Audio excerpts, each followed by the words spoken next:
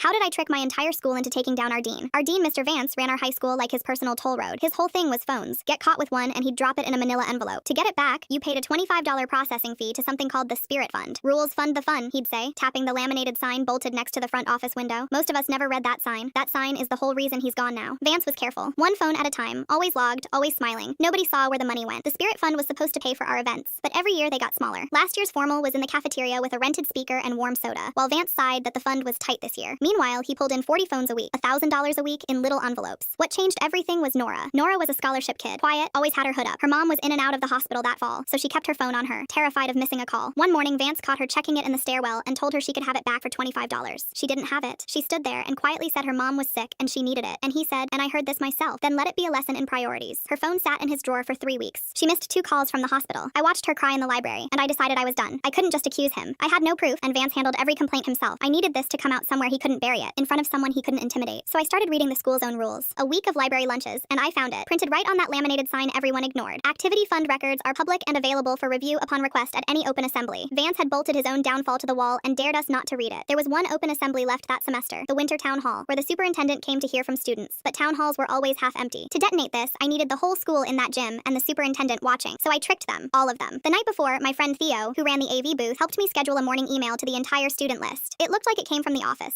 Due to budget review, the winter formal has been canceled. Concerns will be addressed at today's town hall, 9 a.m., main gym. Then we told 6 people it had leaked early. By first period, all 1,200 students had seen it. I have never seen a town hall that full. Furious teenagers packed the bleachers, ready to riot over their formal. And in the front row, exactly where I needed her, sat the superintendent. Because a school-wide uproar the morning of her visit is the one thing a dean cannot keep quiet. Vance took the mic to calm everyone. There's been a misunderstanding. No decision is final. The Spirit Fund simply requires careful management. That was my cue. I stood. Since we're discussing the Spirit Fund, I said, loud enough for the mic to catch, I'd like to review the records, public and available at any open assembly. It's on the sign in the front office. The gym went quiet. Vance's smile held, but his eyes didn't. He said now wasn't the time. That's when the superintendent leaned into her microphone and said, actually, I'd like to see them too. He couldn't say no. He'd bolted that promise to the wall himself. I'd already done the work. I passed copies down the row. 3 years of statements, one boring page at a time. Every fee flowing in, every dollar flowing out to one vendor. Meridian Event Solutions. $60,000 for events that shrank every year. Then the last page, a business registry printout. Meridian Event Solutions was registered to a home address. His. The company throwing our budget-tight formals was Vance, paying himself with our phone money. The superintendent stood and asked him, in front of 1,200 students, why the school's event vendor shared his home address. He opened his mouth and nothing came out. 2 staff walked him out of his own assembly while the whole school watched. The audit started that week. Every fee from 3 years was refunded. Nora got a check and her phone back the same afternoon and never got another lesson in priorities. Again, the phone rule was gone by Monday. The superintendent found me after and shook my hand. That was quite a trick, she said. I told her the truth. I didn't trick the school. I just got everyone to finally read the sign.